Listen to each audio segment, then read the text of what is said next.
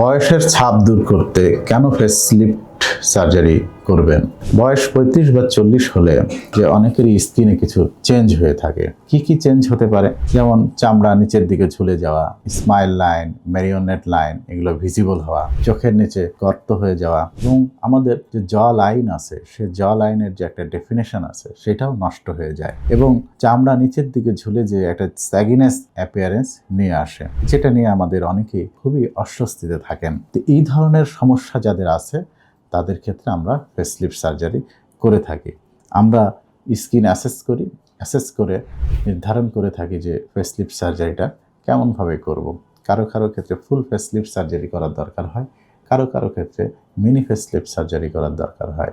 এই সার্জারি করলে আমরা দাগটা এমনভাবে ফেলি, বিশেষ করে কানের চুলের মধ্যে দিয়ে, কানের সামনে দিয়ে এবং কানের পিছন দিয়ে, যাতে দাগগুলো ইনভিজিবল হয় এবং সহজে বোঝা না যায়। অপারেশন করলে কি কি সুবিধা হয়? চোখের পাশে টান টান একটা ভাব আসবে এবং ম্যারিওনেট লাইন বা লাফ লাইন এগুলা ইনভিজিবল হবে। ম্যান্ডিবলের বা চিনের যে একটা ডেফিনেশন আছে সেইটা ফিরে আসবে এবং অনেক সময় যে নেকের যে একটা ঝুলে যাওয়া ভাব থাকে সেটাকেও দূরীভূত করা সম্ভব।